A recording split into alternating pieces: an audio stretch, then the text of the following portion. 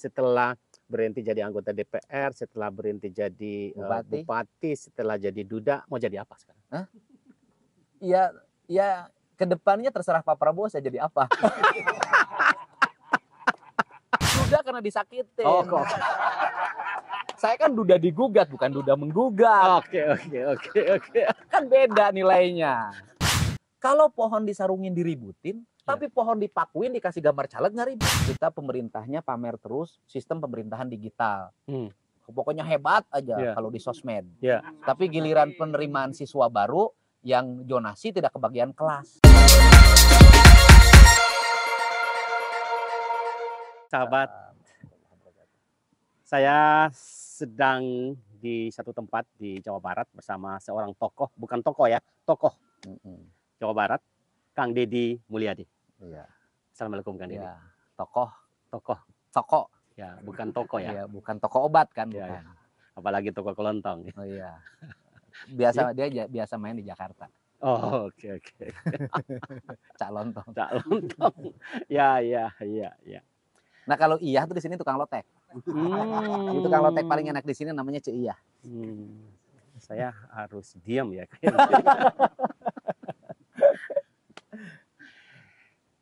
Kang Deddy memilih tempat ini apakah memang sudah turun-temurun di sini atau memang tempat yang dipilih setelah jadi bupati? Jadi Kang Deddy ini bupati 2 periode di Kabupaten Purwakarta, Jawa Barat. Dan duda. Yang duda? Iya. Oh, duda sekarang duda? Penting. Duda? Bupati 2 periode nggak penting, duda jauh lebih penting. Oh. Duda berapa periode? Hah? Belum 1 periode. Belum. 1 tahun pun belum. Belum. Ya. Oke. Mangga. Ya, pertama ya kenapa di sini karena murah tanahnya. Oh. Saya nggak bisa beli tempat di tempat yang mahal, Jakarta pusat kota saya nggak bisa. Ya kampung aja di sini, ya kan karena murah. Satu murah, yang kedua? Ya, yang kedua betah. Oh, ya. Yang ketiga karena di sini rumah. Jadi semuanya berakhiran H. Jadi pertama murah, 2 betah, 3 rumah. Ada filosofinya. Iya, ada filosofinya. Gitu. Luar biasa. Sehingga saya memang kelahiran di sini. Ibu saya melahirkan saya di sini, di tempat ini. Tapi bukan di sini. Ini dulu rumah tetangga. Ini kebunnya tetangga. Ini kebunnya Kitohir dulu. Oh. Sekarang kan dibeli. Iya. Jadi Kitohir itu punya anak namanya Mang Rohman. Tapi Kang Deddy lahir di sebelah sana. Iya. Ya, saya nggak tahu, mana ingat saya dilahirkan. Kan nggak mungkin saya lahir di sebelah sana, saya nggak pernah ingat. Kalau ingat dilahirkan, bahaya. Ini tanah Kitohir, ya kan? Kitohir itu punya anak Mang Rohman. Sehingga waktu kecil saya suka teriak-teriak kalau di jendela. Bismillahirrohmanirrohim, Mang Rohman anak Kitohir. Nah, itu. Itu canda saya waktu kecil. Jadi saya ini rumah Kitohir itu pawang ular dulu di sini. Jadi rumahnya sampai sana, sampai rumah nih masih punya Kitohir, sampai taman sebelah sampingnya punya Kitohir. Masih ada ular sampai sekarang? Oh, ada Pak. Ularnya Kitohir. Iya, ular berbisa ada di sini. Jadi di sini, jadi memang saya kelahiran di rumah ini. Saya lahirnya di mana nggak pernah nanya dulu. Kang Deddy besar dan berkembang di sini juga atau pindah ke tempat lain? Enggak, saya sampai SMA di sini. Di sini. SD di kampung sini, SMP-nya di Kalijati, SMA-nya di Purwadadi. Ini kampung apa? Namanya Kampung Sukadaya, Desa Sukasari. Dulu kecamatannya Kalijati. Karena pemerintah perlu banyak orang yang jadi pejabat, kecamatannya dipecah.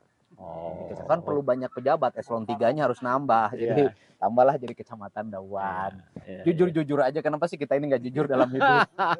Untuk ini enggak lah. Biar pengalaman jadi pejabat soalnya kan. Kan begitu hidup kan, biar dibagi-bagi jabatan itu. Sahabat, ini di Subang, di Kabupaten Subang. Nah sekarang namanya saya kasih nama baru. Jadi setelah saya berhenti jadi Bupati Purwakarta, saya menata kampung di sini, diberilah nama Lembur Pakuan. Lembur Pakuan. Iya. Lembur Pakuan. Jadi sekarang itu tren digitalnya adalah Lembur Pakuan. Silahkan dibuka di Google, tuh pasti ada gambar klek di sini. Lembur Pakuan. Tadi saya masuk dari sana kok banyak itu, ada tudung-tudung, ada apa yang itu? Payung. Terus kemudian banyak cetok. Bukan tudung, Mbak. Tudung mah dulu pengacara. ternama gitu. di Indonesia namanya todung. Todung. Iya. Itu Cetok. Cetok. Iya, cetok biasa itu kan topi dari bambu yang biasa dipakai para petani. Kalau di Jawa, di Cirebon tukang beca biasa pakai cetok itu. Kalau di daerah sini biasanya digunakan untuk ke sawah. Jadi orang nutup dari sengatan matahari pakai cetok. Tapi kok banyak banget digantung itu? Iya, sengaja untuk aksesoris keindahan ya. Yang berikutnya adalah menghidupkan para pengrajin bambu anyaman, dan itu kebanyakan orang Tasik. Ya, jadi saya di Tasik tuh terkenal karena saya tukang beli boboko, tukang beli cetok, sekali beli 100, 200, sekali pesan cetok 1000. Jadi ya siklusnya harus begitu, karena saya punya filosofi ya, uang yang saya dapat tuh harus beredar di rakyat kecil. Saya belanjakan tapi harus beredar di rakyat kecil. Misalnya kayak gini, kayak saya di sini, ya pendapatan saya dalam setiap bulan beredar di sini. Beredar di tukang nyangkul, beredar di tukang tandur, beredar di tukang tembok, beredar di tukang nyabit rumput, beredar di tukang mikul, beredar di tukang nyapu. Ya, ini kan karyawan saya ratusan. Jadi sirkulasi uang iya, harus itu beredar mereka sehingga mereka bisa menyekolahkan anak, bisa bangun rumah. Ini yang penting di Indonesia itu adalah itu, karena problem Indonesia itu dari sisi regulasi keuangan, distribusi keuangannya nggak beres. Ya kan? Uang diambil di kampung-kampung di seluruh Indonesia, dikumpulin di Jakarta, habis di Jakarta dibawa ke luar negeri. Nah, itu kan problemnya. Coba kalau uang yang dari kampung itu tetap di kampung beredar, kan nggak akan jadi problem ekonomi. Kan kapitalisasi itu kan problemnya adalah pengangkutan aset orang-orang kecil itu di kolektif menjadi milik orang-orang besar, dan oleh mereka dibawa ke tempat lain. Kalau distribusinya yang ada di sini kan selesai. Jadi ini adalah bagian secara kecil adalah distribusi ekonomi. Distribusi ekonomi. Anda bayangin kalau setiap orang lah yang punya kapasitas itu membangun kampungnya, menata lingkungan desanya, selesailah masalah. Ini kan problemnya orang senangnya jalan-jalan ke luar negeri, ngambil apartemen di Jakarta, ya nongkrong tiap hari di restoran-restoran mahal. Tapi coba kalau gini makannya, tadi ada tukang sate yang ada di depan, tukang bakso kita undang, kan sudah melahirkan regulasi ekonomi. Saya misalnya hari ini punya keliling sekarang Safari Cinta. Itu di Safari Cinta itu jumlah pedagang tuh 70 itu. Cinta apa? Safari Cinta. Safari Cinta itu adalah saya berkunjung pada warga, membawa grup kesenian yang sekiranya kurang lebih itu ada 30 orang tim, ya kan, yang ikut. Setelah itu ada pedagang ikutan, yang karena setiap acara saya selalu berjubel orang, mereka dagang. Itu jumlah pedagangnya lebih dari 30 pedagang, kadang mencapai 100 pedagang. Kan itu distribusi ekonomi.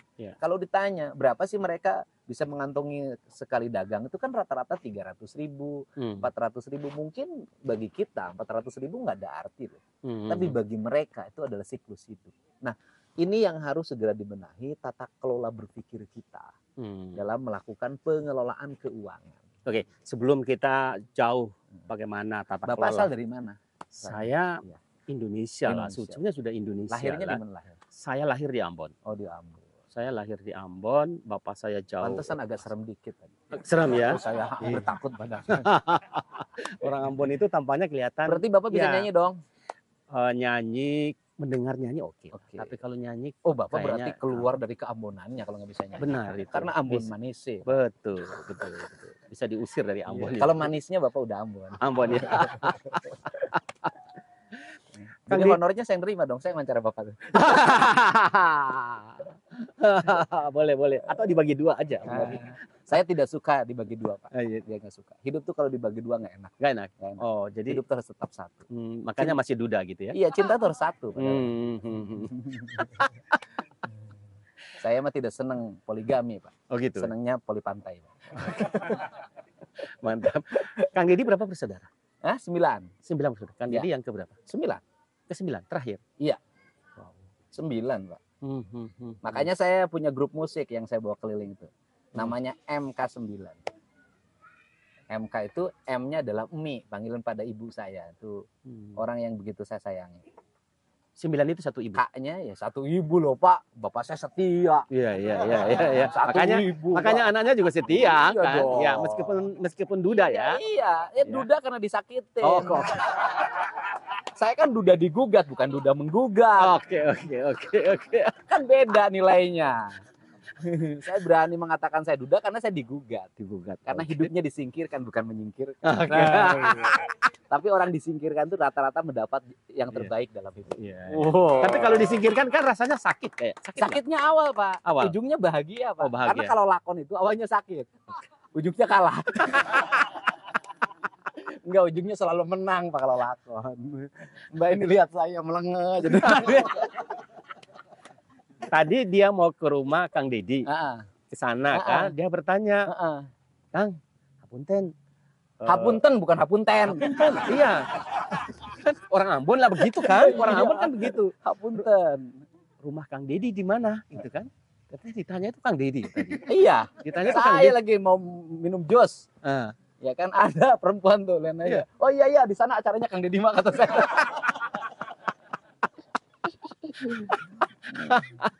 Nah, ini kenapa sih orang mesti mengkritik saya ya? Persoalan kejenakaan dalam bicara. Iya. Itu kan kesalahan fatal dalam metodologi kepemimpinan di tanah Sunda. Jadi saya ketemulah dengan Bosman. Ya kan? Saya pernah mereview dia di kanal YouTube saya. Dia bilang begini, orang Sunda itu pemimpinnya kehilangan kejenakaan. Karena ciri khas pemimpin Sunda itu jenaka. Bodor. Ya, jadi jenaka. Jadi dia selalu tidak pernah stres dalam hidupnya. Dia menyelesaikan masalah dengan dalam teori perang Siliwangi aja adu bako. Siliwangi kan tidak berperang. Dia mengajarkan dialog dalam setiap menyelesaikan masalah. Dan dialognya tidak formal kayak gini, Pak. Ini formal. Okay. Iya kan? Tapi ngobrol, kemudian ngadu bako kan? Udud ya, merokok, linting pakai daun kawung, pakai bako. Ngobrol, minum kopi, itu penyelesaian masalah. Dan kemudian ngobrolnya bebas, tidak dibikin bertata-tata. Karena di Sunda tuh nggak dikenal, tidak ada feodalisme. Tidak dikenal kasta kemanusiaan. Makanya kan Pajajaran, Seamparan, Sajajaran. Jadi memang hidupnya merdeka, jadi terbuka. Tidak ada stratifikasi strata sosial. Nggak ada stratifikasi sosial. Jadi kalau muncul raden-raden di Sunda itu sebenarnya itu bukan nilai-nilai kesundaan. Itu kan pemberian dari Mataram. Mataram menguasai Sunda, kemudian dia memerlukan orang yang mengelola pemerintahan yang menjadi penghubung antara Mataram dengan rakyat. Maka ditunjuklah orang-orang untuk menjadi pemimpin di setiap daerah dan tidak ada kerajaan yang ada di kabupaten, adipati. Dikasih raden, tapi emasnya nggak dikasih. Raden Mas. Itulah yang saya dulu ketika menjabat bupati membuat terobosan baru filosofi baju Sunda. Kan orang pakai base cap itu kan yang gaya menak. Saya enggak, saya bilang celana pangsi ikat yang dilipat dengan cepat, pakai baju komprang. Itulah orang Sunda. Ini. Iya, model kayak gini. Itulah orang Sunda. Nah, jadi orang Sunda tuh bahasa Sunda ngomong sapokna ngadek saclek. Artinya ngomongnya terbuka, nggak diding-ding kelir sindang siloka. Artinya tidak terlalu membuat silib-silibnya. Dia ngomong terbuka. Aing bogoh kasia. Itu orang Sunda. Dan nggak ada dendam dalam hidupnya. Dikadek ku aing padahal henteu dikadek nu. Kadek sia ku aing henteu ngomongnya kumpul. Itu orang Sunda. Nah, kejenakaan ini hilang. Nah, kalau dalam filosofi wayang, siapa yang merombak sesuatu yang bersifat priai itu menjadi sesuatu yang bersifat jenaka dan peloretar. Sosialis orang Sunda itu. Jadi kalau ngomong sosialisme ya orang Sunda. Kalau ngomong marhainisme sebagai nilai ajaran orang Sunda. Kenapa? Di Sunda itu tidak dikenal kepemilikan hak. Sosialis orang Sunda itu. Di Sunda itu tidak dikenal kepemilikan hak. Tidak ada sebenarnya. Ini tanah tuh, tanah titipan yang maha tunggal. Tugas manusia itu hanya melakukan pengelolaan. Tidak ada hak kepemilikan. Yang dibagi secara bersama. Contoh kampung sosialisnya mana? Ya kampung adat. Baduy itu sosialis. Hidupnya berkelompok, berkomunal. Tapi nanti dipahami bukan ateisme ya. Berkelompok, berkomunal. Maka dia punya kelompok disebut padukuhan. Padukuhan ada rumah jumlahnya 40. Kemudian dia punya sistem pengelolaan ekonominya, yaitu dia punya lumbung, punya leit, sistem yang itu untuk tabungan masa depan. Sehingga Baduy hari ini mendeklir diri, kekeringan tidak mengancam orang Baduy. Kami sudah punya cadangan beras untuk 100 tahun ke depan. Kan keren. Iya. Saya 4 kali sudah ke Baduy dan pernah tinggal 1 hari 1 malam ya di Baduy untuk kita ingin tahu bagaimana originalitas kehidupan masyarakat Baduy. Kita di sana. Dan filosofi Baduy itu juga luar biasa ya. Apa adanya, pendek tidak boleh disambung, pondok temenang disambung, panjang temenang dipotong. Ya, ya. Jadi yang pendek tidak boleh disambung, yang panjang tidak boleh dipotong. Kang Deddy dari 9 bersaudara, bagaimana kehidupan keluarga besar Kang Deddy itu selama sejauh Kang Deddy tahu? Iya, kita ayah, ibu. Bapak saya pensiunan tentara, umur 28 tahun udah pensiun. Pangkatnya prajurit palang 3. 28 tahun sudah pensiun? Iya, karena kena racun mata-mata Belanda, dia sakit. Dia mengalami depresi karena pemberontakan yang tidak berhenti. Jadi kalau bicara persoalan bagaimana mengelola negara dan orang kemudian melakukan otokritik yang luar biasa terhadap Harto, orang tidak menyadari bahwa konflik ideologi yang ada di Indonesia selalu berujung dengan pemberontakan. Dan itu mendepresikan masyarakat. Sehingga kan masyarakat hampir lagi tidak punya ketenangan hidup. Itu mahalnya. Yang namanya ketenangan disebut era Pak Harto itu kan itu. Karena bagaimana pemberontakan terus terjadi membuat tentara depresi, membuat rakyat tidak punya lagi ruang untuk hidup tenang. Jadi kalau hari ini banyak yang menentang, mungkin kita kalau tidak melewati fase itu tidak akan ada kemapanan ekonomi, ideologi, berdemokrasi seperti sekarang. Kenapa berdemokrasi sekarang sangat mapan? Karena fase kritisnya udah dilewati. Nah ini Bapak saya sakit, kembali ke kampung di sini, kerja di perkebunan. Itu umur 28 tahun sudah meninggal? Enggak. Oh, cuma sakit. Dia pulang kampung, dipulangkan oleh kesatuannya. Hidup di sini, kerja di perkebunan dipecat karena jujur. Jadi orang lain nyuri pupuk sama dia nggak mau diajak kerjasama. Malah dia yang dipecat. Jadi saya kalau cerita orang jujur disingkirkan itu udah biasa. Karena bapak saya ngalamin itu. Akhirnya hidup di desa, yang menanggung beban itu ibu saya. Bapak saya, ibu saya itu sangat memanjakan bapak. Piringnya dipisah. Sendoknya dipisah, makannya dipisah, diatur kadar garamnya, diatur kadar gulanya. Ibu saya nggak, walaupun waktu itu nggak ada alat ukur, dia ngerti betul bagaimana bapak harus panjang umur. Dan merawat bapak dari sakit sampai meninggal usianya paling lama 93 tahun tanpa ada 1 gigi pun yang rontok. Itu jasa ibu saya. Dan ibu saya berkorban. Berkorban demi bapak. Demi bapak, demi anak-anaknya, dia mengorbankan dirinya menahan lapar. Dia mengorbankan dirinya dianggap bodoh dalam keluarganya. Dia tidak pernah protes, paling hanya menangis di sudut rumah atas penderitaan hidupnya. Dan meninggal ketika saya wakil bupati. Apa cermin terbaik yang Kang Deddy dapat dari seorang ibu yang luar biasa itu? Kerja keras dan ikhlas. Iya. Jadi ibu saya tuh kalau makan, gini, anak-anaknya makan nih. Saya ini suka nanya sama dia. Ini sudah rencan, gitu loh. Kata ibu saya, makan aja. Soknya udah lahar, 5 engges. Saya baru tahu bahwa ibu saya tuh nggak makan. Dan itu bertahun-tahun. Sehingga, dan kalau malam, ibu saya mungkin karena lapar, dia nggak bisa tidur. Karena nggak bisa tidurlah, itulah ibu saya itu tidak memperlihatkan diri nggak bisa tidur. Dia membereskan seluruh rumah, piring-piring dirapihin terus saja, sehingga ketika kami jam 5 bangun semuanya sudah rapi. Dan ibu saya sudah lagi di dapur untuk masak lagi. Mungkin dia bisa tidur 1 jam. Itulah yang menyebabkan di usia dia 70-an ya, 70 tahun. 65 tahunan dia kehilangan daya ingat. Dia udah nggak bisa mengingat lagi sesuatu karena itu ya, karena menahan lapar dalam waktu terlalu lama. Nah itu kan saya demi tahu, untuk anak-anak, demi untuk anak-anak. Dan tidak pernah mengeluh. Dan seumur hidup ibu saya tidak pernah ke dokter, tidak pernah sakit, tidak pernah ke rumah sakit, dalam keadaan sehat. Dia sakit tuh ketika saya sudah bisa nyari duit. Jadi ketika saya jadi anggota DPRD, itu pertama kali dia dalam seumur hidup dibawa ke dokter sama saya. Ke dokter dan akhirnya, dan satu-satunya anak yang diingat saya. Jadi kalau saya ketemu dia, diajakin ngobrol, dia nggak bisa ngobrol, dia lupa. Kemudian baru saya cerita waktu kecil kita pernah ngabit rumput, ketemu ular, kobra, baru dia ingat. Terus kita nanti nemu jamur, baru dia ingat.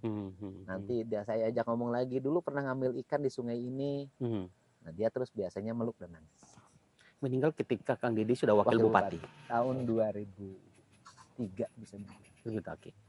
2003 meninggal. Nah dari situ saya bersumpah bahwa saya kecewa dalam hidup saya. Kecewanya adalah pada saat saya harusnya membahagiakan dia.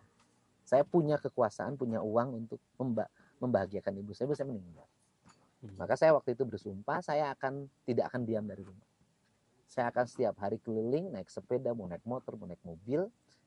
Dan saya selalu ingin dipertemukan dengan ibu yang usianya sama. Dan saya selalu bertemu terus, nggak pernah berhenti. Pantasan saya pernah lihat video Kang Deddy yang bertemu ibu-ibu itu ya. Yang ngeri-ngeri saya bertemu. Ketemu ibu-ibu di rel kereta api, dibuang sama anaknya, waris tanahnya dijual, dia hidup begini, dibawa ke rel, makanannya digantung sama tetangga karena udah bau. Ketemu ibu-ibu yang rumahnya digusur, akhirnya dia tinggal di bawah pohon di makam. Saya terus bertemu dengan berbagai kasus ibu. Makanya musik itu, mie itu adalah peringatan bagi ibu saya yang saya bentuk 40 hari ibu saya meninggal. Sampai hari ini, dan dari musik itu lahir lagu Indung. Lagu Indung tuh yang banyak melakukan perubahan terhadap ribuan anak. Indung? Iya, ribuan anak. Jadi anak-anak nakal ketika ketemu saya selesai. Jadi saya kan kalau keliling bawa musik itu kan ketemu anak ini. Kasusnya banyak banget dan rata-rata clear selesai. Jadi oke. Tadi ini ibu yang luar biasa ya. Kita bercerita tentang ibu, berarti kita bercerita tentang jasa seorang pahlawan besar di dalam kehidupan kita. Selain kejujuran, apa yang paling Kang Deddy ingat yang terbaik dari ayah? Bapak saya itu penyayang orang kecil. Jadi fakir miskin itu langganan bapak saya. Jadi saya tradisi memberi itu adalah pendidikan keluarga. Jadi bapak saya itu ibu saya kerja keras ya dan ikhlas. Bapak saya itu tukang beri. Jadi kalau kita punya makanan nih, kita hari ini masak misalnya punya ayam. Bapak saya pasti anterken ke Herman ya. Kang Herman itu adalah anak yatim, anak yatim piatu, yang rumahnya di sudut sana, kampung. Dan saya harus nganterin. Terus yang kedua anterken ke Nini Swati. Nah, ingat aja, Nini Swati itu adalah ibu-ibu yang dia itu tuna bicara. Pire orang Sunda. Nah, itu rumahnya gubuk di pinggir. Nah, itu saya nganterin. Saya ingat betul. Kami ini miskin lah, enggak. Rumah saya itu kalau malam hari ada orang tersesat, itu bapak saya pasti dimasukin ke rumah. Ada tukang solok sepatu orang Tasik, malam-malam dia nggak punya uang karena nggak laku. Bapak saya nampung, tidur di sini, nanti pulangnya dikasih ongkos, dikasih beras. Tiap sore itu, makanya memorinya kuat kalau keberpihakan darat kecil. Tiap sore itu kami tuh suka ngumpul tuh 9 orang di samping rumah itu. Nanti ada lewat tuh namanya Mang Anta. Mang Anta itu setiap sore itu jualan kayu bakar. Bayangin zaman itu jualan kayu bakar. Kan kita udah banyak. Iya. Itu biasanya dia ngambil dari akar pohon karet. Nah pas menjelang maghrib itu nggak ada yang beli. Bayangin jualan kayu bakar di kampung. Tahun 70-an. 75, 76. Nah itu bapak saya panggil Mang Anta. Itu Mang Anta itu berapa harga kayu bakar? Itu pasti menghitung berapa harga beras. Dia harus pulang bawa 5 liter. Itu bapak saya lo cukup cepat 5 liter segini, ini bawa beras. Dan kita bukan hanya beras yang diberikan, bukan 5 liter beras. Kita kasih ikan yang kita mau makan. Jadi saya tuh diajar. Ya, dua manusia terbaik ya, melahirkan seorang ada satu putra hal yang hebat keren dari bapak saya tuh. Sepanjang hidupnya nggak pernah jajan di warung. Nggak pernah bapak saya. Warung, jajan nggak pernah. Karena manajemen hidup anak saya 9. Kalau saya sebagai ayah jajan di warung, berarti ada hak anak-anak yang terambil. Nanti kalian nggak bisa sekolah. Jadi nggak pernah bapak saya itu nongkrong di warung ngobrol tuh nggak pernah. Nggak pernah. Dan kalau gajian tuang pensiunan, 1 rupiah pun dia ngambil. Kasih nama ibu saya. Dan ibu saya mengelolanya dengan baik. Nggak pernah ibu saya jajan. Ibu saya itu nggak pernah jajan. Dia kalau pergi ke warung sembunyi. Karena kalau nggak sembunyi, anaknya ikut semua. Gitu loh. Jadi Iya. dua-duanya keren. Yang satu memberikan seluruh pendapatannya pada ibu. Ibunya jujur banget nggak mau ngambil untuk kepentingan sendiri, buat anak-anaknya. Makanya ketika saya memimpin kabupaten, itu saya ditanya siklus anggaran apa yang saya lakukan. Saya nggak akan belajar dari ekonom manapun. Karena ekonom itu yang ngomong di TV banyak itu saya bilang gagal semua. Kenapa gagal? Dia nggak bisa membuat kemakmuran. Teori ekonomi apapun bagi saya nggak kepake. Kenapa? Secara real dia nggak bisa membuat kemakmuran. Sehingga saya pakai manajemen ibu saya. Bagaimana manajemen saya? Saya anggap anggaran belanja daerah itu adalah rumah uang ibu saya di dapur. Bagaimana? Otak yang pertama harus dibangun dalam pikiran kita bukan pendapatan yang ditingkatkan. Itu salah. Yang dibangun adalah belanjanya harus tepat. Kan otak pemerintah itu kebanyakan ningkatin pendapatan, belanjanya dibuang. Buat apa? Saya belanjanya tepat waktu itu. Kata belanja tepat, saya pakai manajemen ibu saya. Kakak yang paling besar segini, yang kedua segini, yang ketiga segini, yang lain harus taat. Saya begitu APBD. APBD apa yang dibutuhkan tahun ini?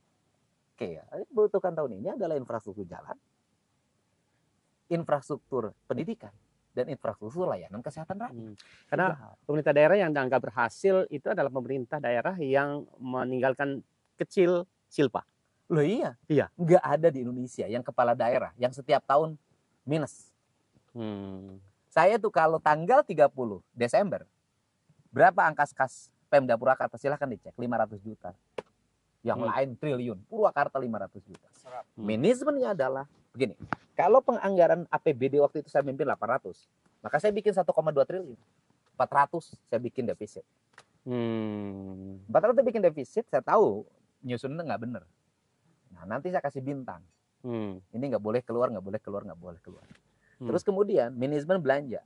Nilai proyek berapa? Nilai proyek 500 miliar. Berarti berapa angka penawaran tender? Angka penawaran tender di angka 7%. Maka sudah saya potong 7% itu untuk pendapatan. Nah itu keberhasilannya. Bagaimana? 7% itu jadi pendapatan. Sudah dihitung pendapatan tahun itu. Jadi nggak ada duit nyebrang. Ngapain saya memperkaya bank? Iya. Nah di tanggal 2 Januari kita udah jalan. Lewat apa? Bantuan keuangan desa. Itu dulu meluncur tanggal 2 Januari. Makanya jalan-jalan di desa terus dibangun. Nah itu di Amarat kita lelang. Harus selalu selesai nanti di Juli. Di Juli kita udah perubahan lagi. Itu duitnya muter begini. Sehingga keberhasilan kelipatan. Misalnya gini, saya selalu ngomong, orang lain memimpin kabupaten ini 100 tahun.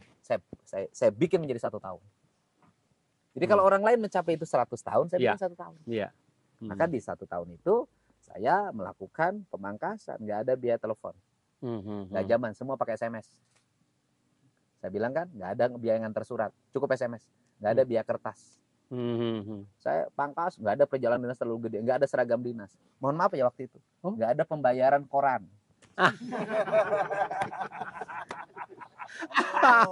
Ya karena jujur aja, zaman itu kan di tahun 2008 itu kan ada orang ketik bikin surat kabar, tanganan Pemda. Kan Pemda itu objek, ya kan? Ya dipinta duitnya ya dipersin. Ya kan orang ketek bikin surat selebaran begini jadi duit. Itu kan wartawan nasional, wartawan daerah, dan wartawan lokal tuh sama kedudukannya di mata para pejabat Pemda. Malah lebih galak yang lokal itu. Kalau yang nasional kan kekanannya, kemarin jalan sama cewek siapa? Kan kekanannya begitu. Kalau yang lokal kan, kemarin PSK, yang kemarin di bawah siapa namanya? Keluarnya duitnya cepet yang begitu. Ya kan? Kalau wartawan profesional nggak pernah kaya. Yang kaya itu yang wartawan kayak gitu. Ya kan tiap hari. Lumayan kan cepet-cepet dari 10 dinas hari 1 juta. Plus menjadi anggota ormas. Nah itu wartawan itu ya harus di plus tapi koran tetap bacalah. Enggak, sebentar dulu saya benerin. Terus waktu itu saya hentikan apa? 2 hal yang saya hentikan. Pertama, bantuan organisasi kewartawanan. Loh gimana setiap organisasi kewartawan dikasih jatah 150 juta di bantuan sosial. Bayangin ada satu keluarga itu punya 5 organisasi wartawan. Kan saya tahu. Istrinya punya ormas ini, suaminya punya, anaknya 3 punya orang, satu keluarga kali 150 juta, 750 juta uang masuk ke satu keluarga. Enak betul. Bapak Pemret belum tentu dapat segitu. Itu saya pangkas. Kedua, saya bilang beli koran itu hak pribadi. Bukan institusi negara. Apa yang terjadi? Yang di meja pejabat semua kolam berkualitas. Yang bisa dipertanggungjawabkan. Karena apa? Karena kan ada ininya lovernya. Kan ada distributornya. Tensilan bisa jadi koran. Benar.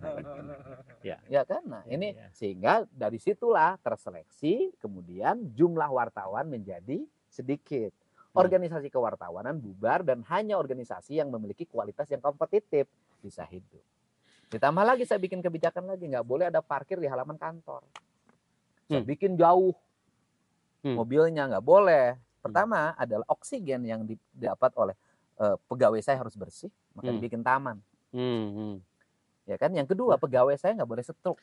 Yang parkir jauh itu di mana tempatnya? Oh, sana. Nanti di rumah orang kena itu juga sama aja. Apa? Iya, tapi kan bayar. Enggak, dia jauh Pak, pinggir jalan Pak, tempat parkirnya, nggak ada rumah orangnya. Rumah orang dapat duit Pak, simpanan motor. 2.000 sehari. Nah itu kan, yang berikutnya juga apalagi, itu kan memanage jumlah ya orang-orang yang nggak jelas, yang ngaku ormas, ngaku wartawan, LSM, jalan kaki kan menuju kantornya jalan kaki, jadi males. Udah jalan ke sana aja nggak ada kasih duit kan, jadi akhirnya hilang. Sehingga waktu itu selama saya memimpin, bersih di Purwakarta, nggak ada lagi intimidatif. Yang ada adalah wartawan-wartawan yang bermutu di lingkungan Pemda, sehingga kita menjadi pemberitaan segala macam menjadi tertata dan kita fokus bekerja. Ya, Kang Deddy punya anak berapa? Yang sudah gede? Anak saya udah gede, anak gedenya udah dua, yang kecil 1. Yang sudah usia berapa? Yang 1 lulus kuliah 23 tahun, menjelang 24. Yang 1 sekarang kuliah di Unpar, yang 1 masih kecil. Filosofi hidup yang dipegang Kang Deddy di dalam kehidupan sejak dari ayah ibu itu sampai sekarang apa? Ya kalau dari Munsuna mah hirup nuturkeun indung suku. Artinya? Ya ikutin aja ibu jari kaki kita mau kemana. Kan saya orang yang tidak punya rencana dalam hidup. Bapak tahu nggak? Saya memimpin. Saya tidak pernah bawa pulpen. Saya tidak pernah bawa laptop sehari ini. Saya tidak pernah bawa catatan. Saya paling malas. Saya harus ngirup. Ya kalau di sini ngomong ini ya ngomong ini aja. Iya. Nanti kalau saya waktu itu mengikuti acara formal DPR ya, itu saya yang merombak sistematika itu. Saya ke DPR bawa RAPBD. Saya emang nggak pernah saya bawa buku. Buku mah bagian aja ke anggota DPR. Saya bicara apa yang ada dalam pikiran dan hati saya. Karena saya tidak mau jadi pejabat bodoh. Pejabat bodoh gimana? Ini kalau baca pidato itu yang seneng yang di bawah tuh. Buat kan saya bikin teks, saya mah nggak mau. Oh, itu yang bupati hebat tuh. Pada teks manehna embung teu hayang teh.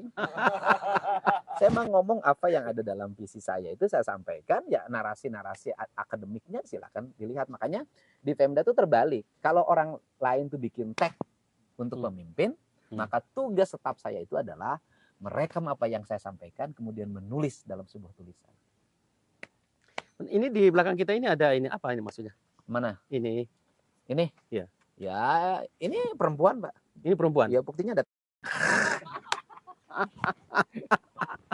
Iya. Saya sih seneng barang-barang yang lama lah. Ini saya beli di Jogja. Itu kan saya beli di benda-benda barang-barang kuno. Ada patung di depannya, kemudian kotor banget. Saya bilang tuh harganya berapa, udah saya beli aja gitu loh. Kalau saya sih gitu aja. Kang Deddy setiap hari masih terus ke seperti biasa yang saya lihat keliling. Ya masih nggak berubah. Bupati, anggota DPR sampai sekarang berhenti anggota DPR tetap aja keliling. Setelah berhenti jadi anggota DPR, setelah berhenti jadi bupati, setelah jadi duda, mau jadi apa sekarang? Ya kedepannya terserah Pak Prabowo saya jadi apa. Yang penting Pak Prabowo presiden dulu. Oh gitu. Oke. Nah, saya mau tanya lagi. Kita ini kan Jawa Barat ini kan daerah dengan penduduk terbesar di Indonesia, Ya. provinsi terbesar Ya. dan melebihi satu negara Malaysia, ya, besar sekali, Banyak banget. banyak sekali. Apa Kang Deddy boleh menyebut 3 saja problem terbesar, 3 problem terbesar Jawa Barat saat ini apa? Tata ruang yang berantakan, 1, ya kan? Kemudian tata ruang, kemudian dari tata ruang pengelolaan lingkungan hidup. oke. 2, Yang ketiga kemiskinan. Tata ruang itu salahnya apa? Ya coba lihat menurut Bapak, tata ruangnya salah nggak? Ada sawah, tengahnya perumahan. Bapak gini aja, saya Bapak. Coba Bapak silahkan keliling dari mulai Subang sampai Bekasi. Indah nggak menurut Bapak di pinggir jalan raya? Sawah udah nggak kelihatan. Bangunan rumah sudah nggak kelihatan. Yang ada adalah semuanya warung. Sungai nggak kelihatan. Ya kan? Rumah, area perumahannya mencapai 20 hektar misalnya. Jalannya nggak berubah. Coba oleh Bapak pergi jalan dari Bekasi, Pak. Terus menuju arah Bogor. Yang Bekasi menuju arah Bogor, yang lewat Cibarusah, Pak. Iya. Kalau sore, Pak, atau pagi.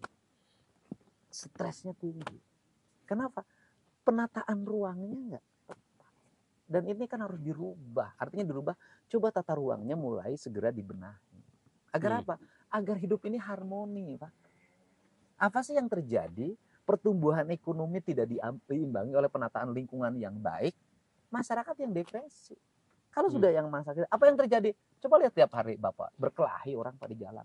Rebutan ruang parkir, rebutan limbah, tubrukan antar organisasi. Kan itu akibat tata ruang yang salah. Coba tata ruangnya dibenerin. Karena tata ruang itu akan melahirkan pikiran yang harmoni. Bagi saya, pikiran uang-uang itu disebabkan karena orang berpikir untuk meraih kebahagiaan hanya dengan uang saja. Ya. Terus ngapain juga kita ada ekonomi begitu banyak, kalau Jumat Sabtu Minggu orang pergi dari rumahnya, pergi jauh ke tempat lain. Berarti dia depresi dong di rumahnya. Bapak lihat antrian orang dari Jakarta ke arah Puncak. Antrian orang dari Jakarta ke arah Lembang. Tinggi. Padahal rumah di Jakarta banyak yang bagus-bagus. Kalau rumahnya bagus-bagus, segala fasilitasnya ada kolam renang, ada tempat salon, ada tempat gym, ada TV besar, ada tempat karaoke di rumahnya pakai lift. Tapi kalau Jumat Sabtu Minggu pergi dari rumah juga, keluar juga, berarti kan ada problem psikologi dalam setiap keluarga. Makanya saya membuat filosofi ini, Pak. Saya misalnya tinggal di kampung ini, saya mah jujur, ngapain saya piknik? Orang di sini aja saya tiap hari udah piknik. Orang nanya, ngapain sih Kang bangun ini loh. Bagi saya adalah investasi untuk diri saya sendiri. Saya nggak usah ke Singapura, saya nggak usah ke Amerika, saya nggak usah ke Australia. Saya selama jadi anggota DPR RI, perjalanan luar negeri saya nggak pernah saya ambil. Kecuali satu yang menjadi legasi. Lainnya saya. Kenapa? Ya ngapain harus ke luar negeri? Orang di dalam negeri aja menyenangkan. Tapi dalam negeri mana? Lembur pakuan. Nah ini yang dimaksud, Pak. Ini kan sebenarnya saya membuat prototipe. Rumah-rumah di Tanah Sunda, di Jawa Barat tuh kayak gini deh. Biar kita betah di imah. Apa yang terbaik yang harus dilakukan untuk menata kembali kebijakan tata ruang? Iya, kata orang Sunda gini, Gunung kudu awian, lengkop kudu balongan, lebak kudu sawan. Udah prinsip 3 dasar itu udah diterapin, Pak. Nggak boleh ada penambangan di hulu, Pak. Bagaimana kita tidak terjadi kekacauan penataan air, Pak? Hulunya diambil, Pak. Gimana? Bayangin, Pak. Bapak silakan jalan menuju arah Lembang. Ya. Lewat Ciater. Iya. Nggak ada kenyamanan, Pak, sekarang, Pak. Gersang situ tuh. Sudah gersang, kebun entehnya ancur-ancuran. Di jalannya kita berebut, Pak. Ada bus, ada truk ngangkut batu, ngangkut pasir, ngangkut air, Pak. Ruang kebahagiaan itu udah nggak ada, Pak. Ya. Ruang bertuhan itu hari ini hanya diciptakan di masjid. Tapi ruang bertuhan tidak diciptakan di jalan raya. Ruang bertuhan tidak diciptakan di rumah-rumah. Kita hanya menganggap Tuhan ada di masjid. Tapi kita menghilangkan Tuhan di lingkungan pemukiman kita. Kita menghilangkan Tuhan di lingkungan pabrik kita. Setuju. Ini penting, Pak. Kalau ruang kayak gini dong, ruang bertuhan dibuat seperti ini. Ini kan Bapak pertanyaannya, Anda nyaman nggak di sini? Nyaman berarti ini adalah bagian dari ruang bertuhan. Kalau nyaman kan Tuhan tuh melahirkan sifat Rahman Rahim. Nah, pemahaman ini yang salah. Nah, sehingga saya ngomong kalau tentang teori, tentang saya berulang-ulang saya ngomong tentang misalnya radikalisme. Radikalisme itu lahir dari tata ruang yang salah. Karena tata ruang yang salah melahirkan orang mencari ketenangan batin. Karena orang mencari ketenangan batin, maka lahirlah perkumpulan. Karena perkumpulan lahirlah guru yang salah. Karena guru yang salah melahirkan cara pemahaman agama yang salah dan tindakan yang salah. Di mana itu berada? Di pusat kampus-kampus besar, Pak. Di pusat-pusat kota, Pak. Di tempat yang orang akademiknya tinggi, Pak. Enggak ada di kampung sisi sawah yang teroris, tukang tanur. Enggak ada. Ini penting, Pak. Nah, rata-rata orang-orang pintar. Kenapa orang-orang pintar yang akademiknya tinggi, dia mengandalkan akademik sebagai kekuatan, dia bertuhan, dia tidak bisa menangkap sinyal alam. Sehingga kalau saya ngomong, siapakah yang paling bahagia? Itu di sekolah-sekolah yang dianggap biasa-biasa, bukan sekolah favorit, Pak. Jadi orang yang mendapat kebahagiaan itu, banyakkan sekolah-sekolah yang bukan sekolah favorit. Sekolah pada level 2 dan 3. Cirinya apa? Bapak masuk deh ke sekolah yang dianggap level 2 dan 3, bukan sekolah favorit. Ya. Tepuk tangannya lebih kencang. Ketawanya lebih lepas. Sekolah-sekolah favorit yang name-nya dulu tinggi-tinggi, mukanya depresi, Pak. Gini. Nah, kemudian setelah lulus apakah dia menjadi orang sukses? Tidak, Pak. Kalah yang sekolah biasa-biasa. Kenapa yang sekolah biasa-biasa? Karena bukan akademis yang diandalkan, tapi emosional. Dia mudah bergaul, mudah menyesuaikan diri, hidup biasa, bisa apa adanya, kepercayaan diri tinggi, model kayak saya. Kieu ya biasa, sekolah negeri STH Purnawarman. Kan Dedi negeri. Boro-boro STH Purnawarman, Pak, disingkat jadi sekolah tambahan teu. Karena hidupnya kan bukan di sisi akademik itu manusia. Manusia itu hidup di pengalaman, perjalanan. Jadi sekolah itu bukan kampus yang indah, tapi perjalanan hidup yang indah. Bapak tahu nggak, Bapak di dunia wartawan, kan wartawan terbaik bukan lulusan akademi jurnalistik. Setuju. Ya kan? Kan asal akademisi si jalan, loba nama pinter, we. Gitu. Bapak sekolah dari mana saya tanya? Saya itu alumni IKIP malah. IKIP, bukan jurusan itu kan? Bukan, publisistik. Berarti Bapak murtad itu dari ya memang agak murtad sih sebetulnya, agak murtad. Di Indonesia itu pendidikan tidak ada relevansi dengan profesi. Ya, sebenarnya murtad akademik ya. Iya, Bapak harus syahadat lagi. Iya. Yang kedua, Kang Dedi, tentang lingkungan. Apa yang salah dari persoalan-persoalan atau kan kalau lingkungan? Dari tata ruang itu pasti ke lingkungan, Pak. Bapak cek deh di Jawa Barat. Berapa persen orang yang masih BAB-nya di sungai, di belakang rumah? Banyak loh, Pak, dan itu di pusat kota. Cek deh data. Bapak tuh pergi tuh ke arah sana tuh, daerah utara gini, pinggir jalan, beca hungkul, Pak. Lingkungan, pencemaran pabrik, Pak. Ya. Dan problem kita ini adalah persoalan lingkungan tidak pernah menjadi persoalan utama dalam hidup, padahal menyangkut kehidupan manusia. Konsen orang rendah. Dan saya selalu ngomong berkali-kali, bayangin pencemaran industri itu bisa diselesaikan dengan pembagian sembako. Kan problemnya aneh.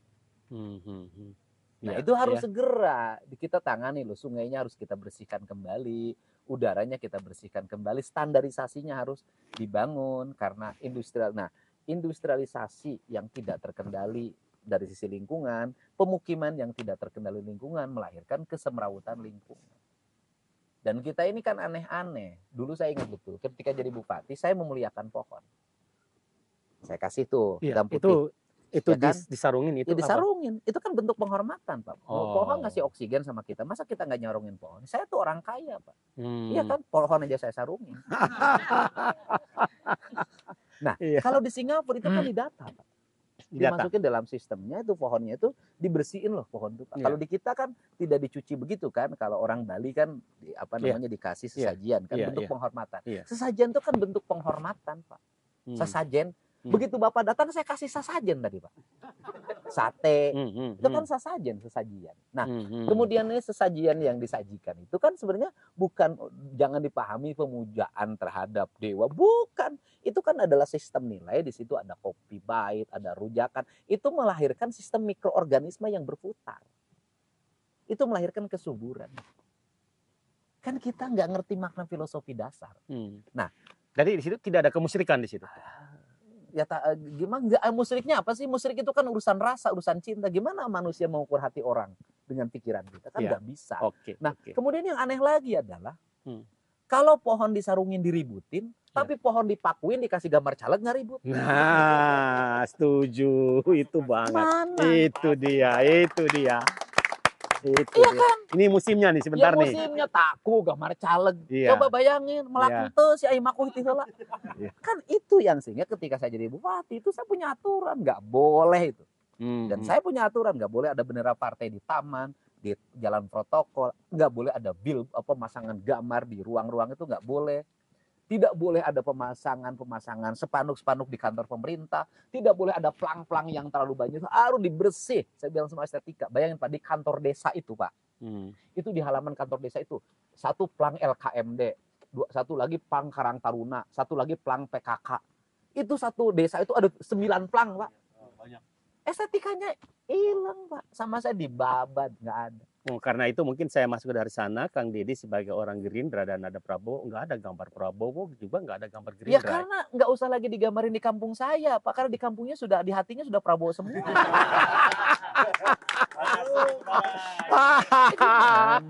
Udah Prabowo semua. Artinya gini loh, termasuk Pak Prabowo loh. Pak Prabowo itu ketika bertemu dengan asosiasi. Kepala wali kota se-Indonesia. Dia ngomong apa waktu itu? Dia mengatakan Apeksi. Bahwa coba tolong kota-kota ini ditata, jangan terlalu banyak gambar. Jangan sampai jadi kota billboard, kota spanduk. Bayangin di Bandung, di gedung yang pusat kota yang indah dibangun Belanda itu, coba lihat oleh Bapak di depannya. Baligo. Betul. Dipasang di mana saja. Di Bogor di pagar istana digantungin. Iya, nggak boleh dong. Ini aduh. Yuk, saya sampai memfasilitasi Pak. Saya dibikin tuh rangka-rangka besi Pak. Pasang di sini ya, pasang di sini ya.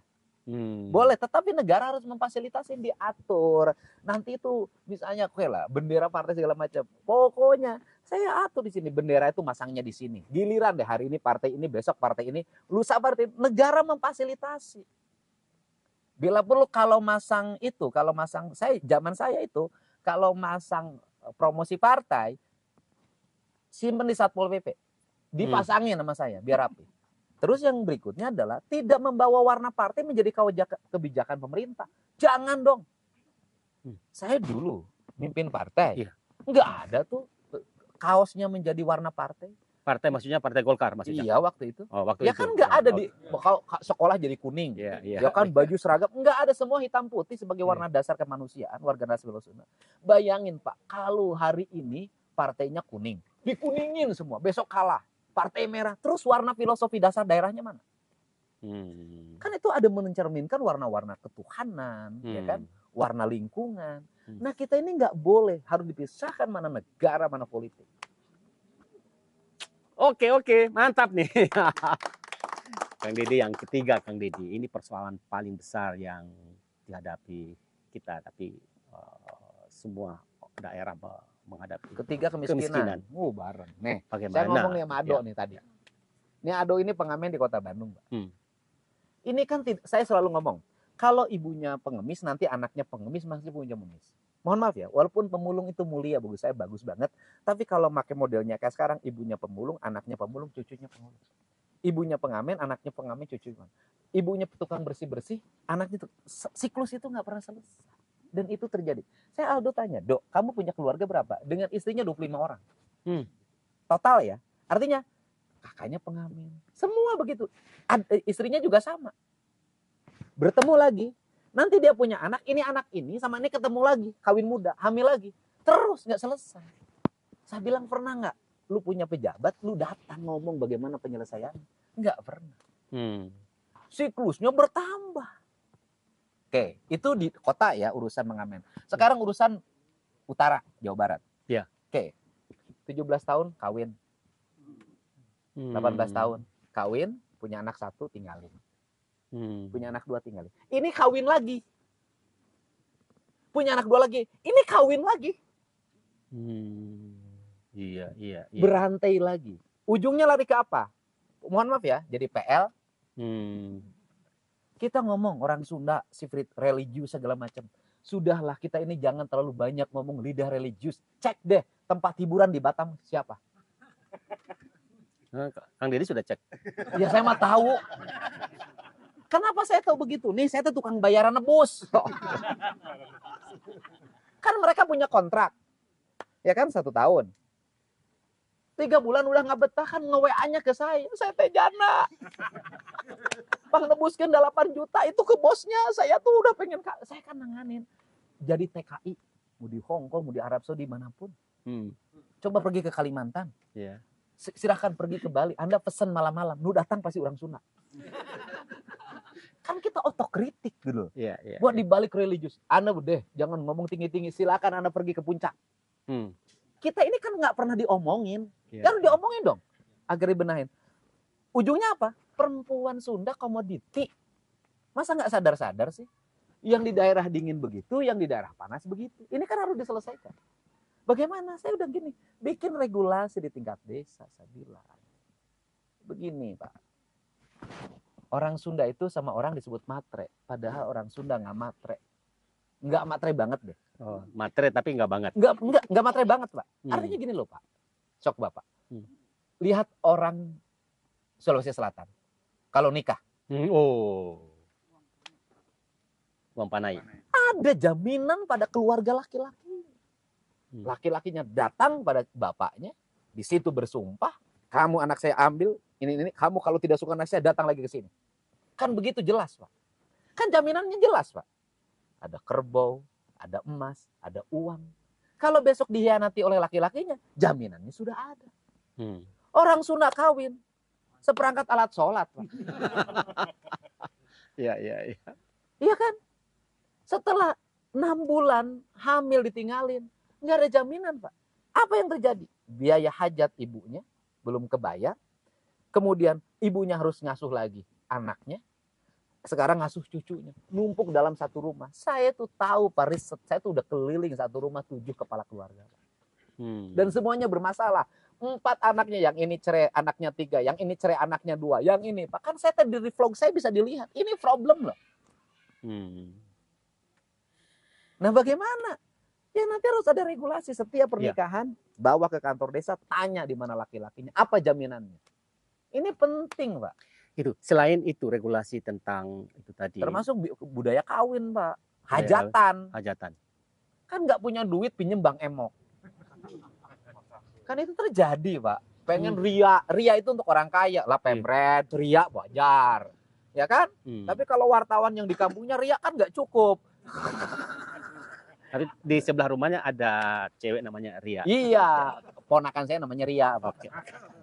Nah itu kan karena ria, nah ria itu musim panen ya kawinan, musim paceklik ya cerai. Kan orang nggak pernah efek ekonominya apa, segala macam apa. Kan hari ini cukup gugatan cerai di pengadilan. Harusnya negara meriset problemnya apa, habis itu ambil solusi bagaimana melindungi wanita Indonesia. Jadi di kita ini ngomong pelindungan wanita Indonesia hanya ngomong di TV doang. Tapi nggak ada real melindungi. Real lindungi dong anak-anak, nggak boleh lagi. Nah, jadi korban pernikahan dini yang melahirkan anaknya banyak. Kan beban makin tinggi. Sehingga ini makin miskin terus. Siklusnya beranak pinak karena judulnya juga pengentasan kemiskinan. Karena pengentasan jadi beranak, Pak. Karena bertelur, ditetaskan. Banyak. Makanya saya setuju Pak Prabowo. Pak Prabowo bilang penghapusan. Ya kan, dimusnahkan, iya kan? Bukan mengentaskan. Bukan mengentaskan, harus dimusnahkan, diselesaikan dengan cepat, dengan metodologi. Itu satu. Tapi secara secara ekonomi, bagaimana bisa mengatasi persoalan ini? Kemiskinan. Lah bisa loh, Pak. Gini loh, kita angkut nih, misalnya nih, ini orang miskin tuh apa sih Pak problemnya? Saya tuh udah punya data, Pak. Data itu berdasarkan saya keliling, Pak. Orang miskin tuh satu, rata-rata jorok. Rumahnya berantakan, Pak. Malas nyapu. ya kan? Yang kedua tidak masak di rumah. Kedua tidak masak di rumah. Ketiga anaknya banyak. Udah deh. Jorok, tidak masak di rumah, anaknya banyak. Sehingga kenapa mereka tidak selesai-selesai? Budaya masaknya hilang. Sampai kiamat dia nggak bisa itu nabung. Karena akhirnya karena budaya masak hilang, dia selalu beli budaya nasi bungkus. Ujungnya adalah nunggu pembagian nasi bungkus yang disebut Jumat Berkah. Kan bukan solusi, Pak. Ini beresin. Bagaimana ini beresin? Menurut saya ada program, Pak. Nanti dibuat pemetaan, Pak. Anak pengamen sekolahnya pindahin di sekolah orang kaya tuh dititipin. Ya kan? Ya. Anak-anak petani buruh tani miskin tuh masukin ke sekolah-sekolah tuan tanah, terus sekolah di situ. Nanti ada distribusi, Pak. Orang kaya satu bangku dengan orang miskin. Yang orang miskin tuh naik kelas, Pak. Sekarang tuh yang orang kaya ngumpulnya sama orang kaya, yang miskin sama orang miskin. Nanti besok bikin perkawinan silang, Pak. Anak orang kaya kawin sama orang miskin, Pak. Kan pasti kejadian pasti jodoh bertemu, Pak. Karena kan proses lintasnya terjadi. Makanya saya dulu waktu saya jadi bupati, saya bikin program rantang. Setiap siswa harus bawa makanan di rumah yang dimasakkan oleh ibunya dibawa ke kelas. Anak saya tahu ikan asin tuh di sekolah. Sampai sekarang jadi pecandu ikan asin. Kenapa? Begitu di kelas yang sebelahnya itu tetangganya itu kerjanya ikan asin, tukeran. Dari situ anak saya itu sering kalau maghrib tuh nggak ada di rumah, lagi makan di rumah temennya sekolah itu. Yang ada ikan asinnya. Ikan asinnya enak katanya. Itu kan penting, Pak. Nanti sering beradu nasib. Nanti dia ikut bonceng motornya. Ketika bonceng motornya nanti disuruh ngebersihin motornya, pulangnya ada duit. Nanti orang tuanya lihat mau bersih-bersih, dia aku jadi anak angkatnya ikut kuliah. Ya ini problem besar di Jawa Barat, di provinsi yang besar ini. Terus kemiskinan di utara apa? Distribusi beras. Beras begini, Pak. Nih. Tukang nanam, Pak. Gini loh, Pak. Coba dicek oleh Bapak. Indramayu, ya kan? Cianjur, Subang, Kerawang, Bekasi. Itu kan penghasil beras. Cirebon. Tapi distribusi bantuan PKH-nya itu paling tinggi untuk beras. Hah? Zaman Raskin itu paling tinggi. Itu Cianjur tuh dulu termasuk yang paling tinggi loh. Karawang lumbung. Karawang itu lumbung. Karena orang di situ penghasil beras tapi beli beras. Nah, nih Pak. Karena gini, menanamnya dibayar pakai duit. Tandur, Pak. Ngaramet dibayar pakai duit. Nanti panen dibayar pakai duit. Mereka tuh pulang itu tidak bawa beras, tidak bawa padi, mereka bawa duit. Padinya sudah diangkut dari pematang sawah oleh bandar.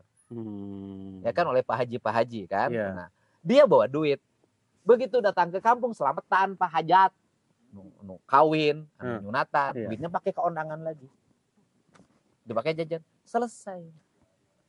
Dia makan dari apa? Beras yang dibeli, yang dia hasilkan. Kenapa ini terjadi? Berkhianat dalam terhadap sistem pajajaran. Makanya saya ketika Wasek Komisi 4 ngomong ke Kementan, saya bilang, Pak, kita ini sampai kiamat nggak akan bisa, Pak, memiliki ketahanan pangan kalau di desa itu tidak ada lumbung. Kan harusnya dihitung, Pak. Negara itu punya penghitungan. Kawasan ini adalah berapa penduduk, berapa kebutuhan berasnya. Di situ harus sudah ada lumbung dan leit. Saya ke Cipta Gelar. Cipta Gelar itu daya tahan pangan itu jauh lebih baik dibanding Indonesia. Mereka bisa bertahan pangan itu 10 tahun. 40, Pak. Jadi satu musim itu bisa bertahan 10 tahun. Bisa 40, Pak, Cipta Gelar. 40 tahun. 40 tahun. Baduy kan 100. Nah, itu karena nyimpen di situ. Nah, pertanyaannya adalah, Bapak cek deh, emang ada beras gitu di dapur warga di Pamanukan? Karena mereka sudah diangkut semua. Nah, sehingga kenapa negara selalu ada selisih dalam penghitungan jumlah pangan? Terus mau nyimpennya di mana? Mau nyimpen di gudang Bulog? Kan gudangnya tidak memenuhi standar. Kan setahun langsung berubah warna jadi kuning. Kan tidak punya standar. Padahal kampung-kampung adat tuh punya standarisasi. Ini kan problem. Jadi kalau begitu krisis pangan, kalau presiden atau menteri memutuskan impor, itu juga karena problemnya kita ini nggak bisa tahu berasnya ada di mana. Kan berasnya di Pak Haji. Iya. Iya. Kan tidak ada di gudang. Nah, serapan Bulog lah. Bulog juga nyerapnya tidak akan terlalu tinggi. Kenapa? Karena dia ngeluarin uang pakai bunganya bunga komersial.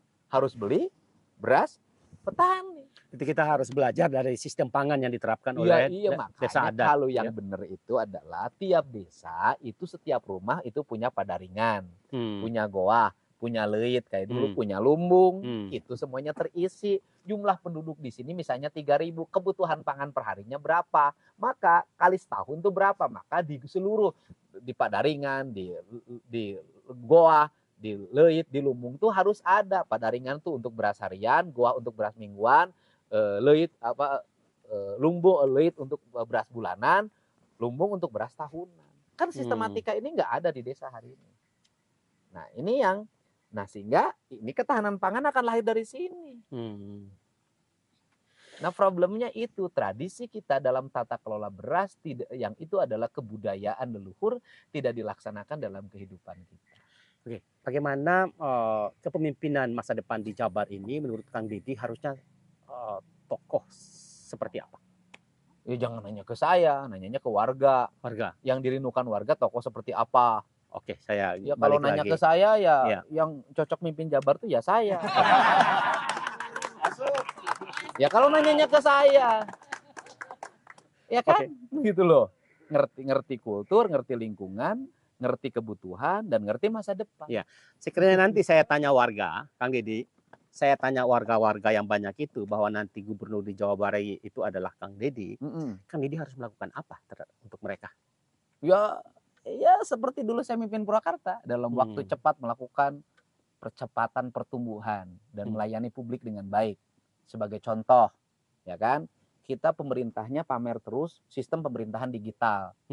Pokoknya hebat aja kalau di sosmed. Tapi giliran penerimaan siswa baru yang zonasi tidak kebagian kelas. Terus sistem digitalnya di mana berfungsinya? Kalau sistem pendidikan kita digital, maka jumlah siswa di Jawa Barat sudah diketahui, TK berapa, SD berapa, SMP berapa, SMA berapa. Semuanya terintegrasi kelasnya. Kelas SD dan SMP itu harus sama jumlahnya, sama jumlah bangkunya. Kalau dalam perangkat saya, ketika anak kelas 6 SD dia harus punya sudah 1 kursi di SMP dan 1 kursi di SMA, dia harus terdigitalisasi. Nanti kalau masuk SMA, kamu di SMA ini kelasnya ini pilihannya sudah SD. Negara punya perencanaan membangunnya. Jadi SD ini nanti harus didata. Kamu mau ke SMA mana? Dibikin dari sekarang, jumlah ruang kelasnya ditambah. Dan itu saya lakukan dulu ketika jadi bupati. Saya dulu ketika jadi bupati membuat integrasi antara SD dan SMP. Dibikinlah pendidikan dasar 9 tahun. SD 9 tahun. Tidak kebagian dana dari Kemendikbud. Nggak diberi duitnya. Kenapa? Tidak ada nomenklaturnya. Bayangin, padahal saya melakukan percepatan. Jadi gini, efisiensi pengelolaan keuangan. SD-nya di daerah ini nggak usah lagi pindah ke SMP ini. Ketika pindah maka tercecer, ada yang tidak masuk sekolah. SD-nya aja tambah 3 kelas, jadi 9 tahun di situ. Selesai. Jadi Kang Didi, 4 hal berarti nambah dengan pendidikan tadi itu ya. Pertama tadi itu soal tata ruang, kemudian lingkungan, kemiskinan, dan pendidikan itu, itu menjadi sudah di dalamnya. Menjadi hal yang problem itu sudah ada di dalam yang tadi. Ya, penting jika sekiranya nanti rakyat Jawa Barat ini memilih Kang Didi sebagai gubernur, itu yang menjadi target. Iya, banyak lah pasti yang saya kerjakan. Buktinya Purwakarta juga banyak yang saya kerjakan. Fokus, ayo. 10 tahun coba lihat pertumbuhan dan percepatan. Kita kabupaten kecil, itu yang terakhir di peradaban baru namanya Peradaban Air Taman Sri Baduga. Orang nggak kepikiran. Multiplayer efek ekonomi. Orang nggak kepikiran saya nge-brand sate. Saya Purwakarta, saya bilang apa sih ikoniknya? Saya menemukan sate. Itu saya brand, Pak. Saya pakai konsultan, Pak konsultannya saya sebut namanya Pak Subiakto. Yang dia biasa nangani dulu iklan salah satu mie instan yang populer. Tahu. Teman-teman, kenal. Dan itu tidak ada nomenklaturnya, Pak. Saya bayar pribadi, Pak. Tahu. Setelah itu saya pergi ke Amerika. Bagaimana ketika pergi ke Amerika saya punya sesuatu bagi rakyat saya. Sekali saya pergi ke Amerika, sate booming Pak. Kenapa? Saya di Amerika ketemu sama orang Indonesia, saya bilang kamu mau nggak dagang sate? Bikinlah food truck, izin wali kota segala macam keluar, promosiin lewat, kemudian diwawancara VOA, sate Marangi, go internasional ada di Amerika. Karena Indonesia itu kalau tidak Amerika, itu tidak go internasional. Saya menemukan orang Sunda, perempuan hebat di Washington, itu jual, dia pakai mobil itu makanan itu hebat sekali, orang Sunda yang luar biasa itu. Jarang orang Sunda merantau jauh itu. Jadi ketika pergi ke luar negeri itu kita harus melakukan perubahan. Saya satu pergi ke Amerika, sate Marangi booming. Siapa yang paling menikmati sekarang tuh Bu Haji Yati. Itu kan saya yang promosiin dia. Iya. Tahu nggak pendapatannya berapa Bu Haji Yati? Berapa? Dia bayar pajaknya Pak, bayar pajaknya 1,5 miliar per bulan. Berarti pendapatannya 15 miliar per bulan. 10%. Wow. Iya. Itu baru sate Pak. Dia belum punya tempat pencucian mobil. Jadi itu perubahan namanya. Real. Sekali pergi ke Amerika melahirkan booming sate Marangi. Ulah bulak balik ke luar negeri. Tenyeuna naon.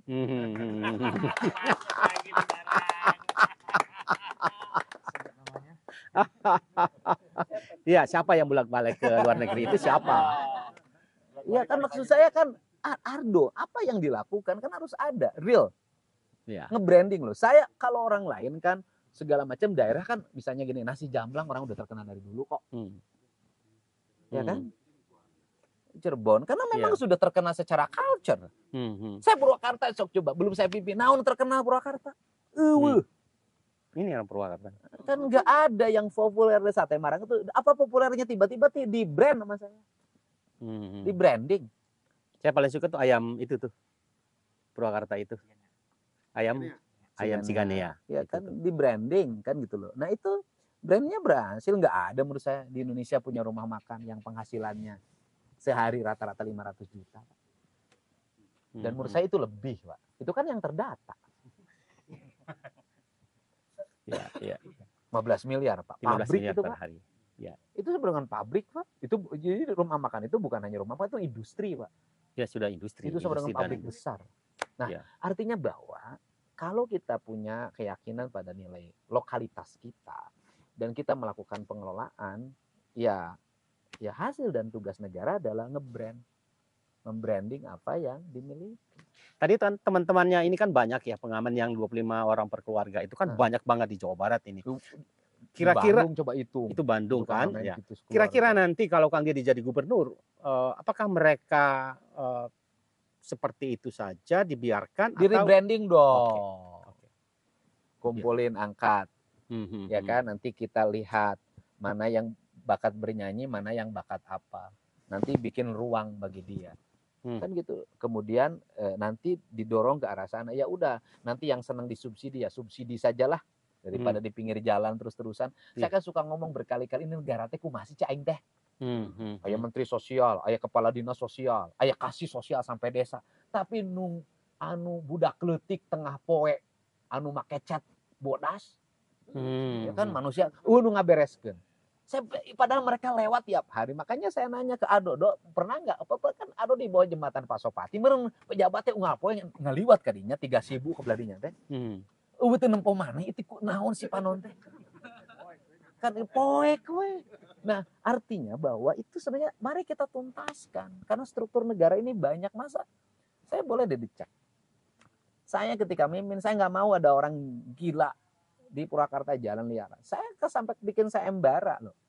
Sayembara, saha nu boga budakna stres, bawa ka aing diberi 2 juta. Kon tapi ka ngaralut nah ka aing loba pisan. Aing teh nu karek saminggu diputuskeun ka Bogor atuh can gelo cai teh mah. Kan itu tugas negara, maksud saya tuh coba lu malulah sebagai pemimpin.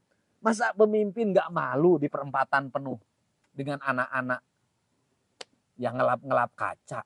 Ngerakeun. Bantuan sosialna meni loba pisan. Kan di kita ini coba lihat anggaran pemerintah. Itu kalau ingin terpilih jadi kepala daerah itu gampang rumusnya, nggak usah ngebangun. Bikin we bansos. Kan ciri khasna itu bansos ka ieu bansos, bansos sungkul. Ya, tapi kan ngapain hidup terpilih hanya karena tokoh-tokohnya dikasih bansos semua? Bukan dong terpilih karena kemampuan dalam membangun. kita menunggu ya pemimpin yang bisa. Ngapain ditunggu, orang sudah ada. Sudah ada. Mantap ya. Ya, sudah ada, tunggu dipilih kan gitu ya. Ya. Ya, ini Kang Dedi luar biasa. Kapan mengakhiri masa duda nih? Hah? Dudanya kapan selesai? Ya urusan jodoh mah jangan diomongin sama manusia tuh. Oh gitu. Iya. Ya. Jodoh pati bagja cilaka lain urusan manusia eta hansip nu ngatur. Enggak, jodoh pati bagja cilaka itu Allah lah. Ya udahlah biarin mengalir kan gitu lah. Iya. Pokoknya gini aja, urusan itu tunggu bulan September tahun 2024. 2 bulan September tahun 2024. Setahun lagi lah. Setahun lagi. Iya. Oke, berarti kan udah oke, mantap. Nanti ada sayembara pemilihan calon tim ketua penggerak PKK Provinsi Jawa Barat. Kan pemimpin Sunda teh kehilangan jenakan kieu we ngomong lagi. Ulah kalimatnya, nanti kita tunggu waktunya gimana masyarakat saja. Ayo ngapain survei? Kan di kita banyak ngomongnya begitu kan. Ya saya sih tidak punya kehendak apa-apa. Bagaimana masyarakat menghendaki. Ayo di mana-mana nyen billboard. Iya. Ya kita itu kan banyak kepura-puraan. Ya udahlah. Karena orang Sunda itu secara kultur ya, satu ada kultur Sunda Kulon. Sunda Kulon itu kan Bogor, Sukabumi, sebagian Cianjur kan. Nah itu terpengaruh oleh kultur Banten. Itu Sundanya Sunda asal. Ya kan disebutnya Wiwitan kan gitu loh kan itu. Jadi ngomong sapokna ngadek saja kegeningan dia kan share kuaing. Ketika ditanya misalnya Mang eta di balong teh cenah loba laukan ari dia cenah. Lauk di balong cenah. Kula di darat kunaon nanyakeun lauk ka kula tanya we ka lauk nu di balong. Kan itu bener gitu loh. Iya. Kayak bodoh tapi pinter gitu loh. Nah, itu kan kemudian ada Sunda Priangan. Itu agak priayi. Iya. Cianjur, Bandung, ya kan? Tasik ya. Sebagian Tasik. Sebagian Tasik. Karena sebagian Tasik juga mirip Sunda Kulon. Nah, kemudian ada sebagian Garut, Sumedang, sebagian Purwakarta, sebagian Subang Selatan. Sunda Priangan, sumuhun. Ya. Mangga tuh dihaturanan, sakedap. Bari tuang tacan, parantos padahal lapar. Karena kan sangat menjaga etika. Iya. Parantos doang tacan, parantos tadi di bumi. Padahal lapar. Gaduh artos tuh alhamdulillah aya. Padahal mah teu boga. Aing geus keluar timang, koret sih eta teh mereka aing. Kan gitu loh. Tetapi di Bandung juga kan Sundanya Banak Sunda berakan sebut gaul Bandung. Kan terbuka ngomongnya. Iya. Kan gaul Bandung. Nah, terus kemudian nanti aya Sunda Wetan. Wetan itu. Jaware. Iya. Ya kan sebagian Majalengka. Wetan itu di Majalengka. Sebagian Majalengka, sebagian Kuningan, Indramayu, Cirebon. Kemudian sebagian Subang, sebagian Kerawang, Pantura kan. Itu kan Jaware, itu kan Sunda Wetan yang terpengaruh oleh kebudayaan Jawa. Tegal, Ngapak, iya, kan? Betul. Ngapak. Nah, itu terbuka juga, karakternya hampir sama dengan Sunda asal. Sunda Kulon itu kan terbuka. Gitu kan. Terus aing bogo kasih kawin ku aing ayeuna sia. Kan di bahasana bahasa Jawa. Kan ngomongnya terbuka, itu enak. Gitu. Nah, kemudian yang berikutnya adalah ada Sunda Betawi. Oh, Betawi iya itu kan? Ini ya. Iya, Sunda Betawi itu kan Bekasi, Depok, sebagian Bogor. Iya, ya kan? Bojong, iya. Gitu. Itu gaya Betawi sama juga. Gayanya terbuka. Iya, Betawi. Lu punya duit nggak? Betawi lebih itu ya, lebih. Lu punya duit nggak? Lebih itu. Gue. Iya. Gitu loh. Iya. Nah, itu kan sama secara jadi secara umum kalau melihat kultur itu hampir 3/4 orang Sunda itu terbuka. Gitu. Yeah. Gitu terbuka. Cuman dulunya telat sekolah. Kenapa telat? Kenapa telat? Nah, orang Sunda Selatan itu Ciamis, Tasik, itu pada zaman itu organisasi keagamaannya berjalan dengan baik. Dia mengedepankan pendidikan, anak-anaknya sekolah. Oh, coba orang Ciamis, Tasik, sekolah, Bandung sekolah tuh. Sekolah pemerintahan, di perguruan tinggi, di UPI, dulu IKIP ya, di Unpad, Unisba, perguruan tinggi, pokoknya mereka pada sekolah, ya kan? Terutama apalagi yang dari sisi keorganisasian Muhammadiyah sama Persis, itu sekolah-sekolah tuh, sehingga ketika booming rekrutmen pejabat, banyak kan dari selatan. Betul. Termasuk di Bogor. Orang mana? Ciamis. Termasuk di Bogor ya, di Bogor ya. Nah, orang yang Sunda Kulon sama Betawi, Sunda Betawi sama Sunda Wetan sekolahnya telat, rata-rata SD.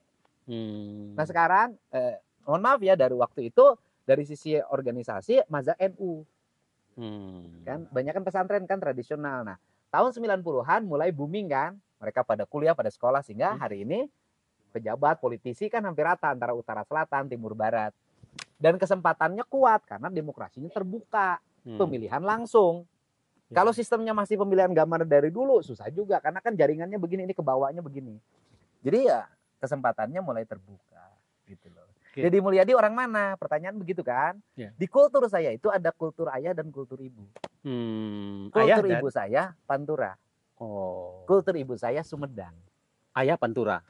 Ibu saya Pantura. Ibu Pantura. Ciasem, Pantura. Ayah saya Sumedang. Sumedang. Jadi kalau culture sering orang bertanya, Kang Didi orang mana sih?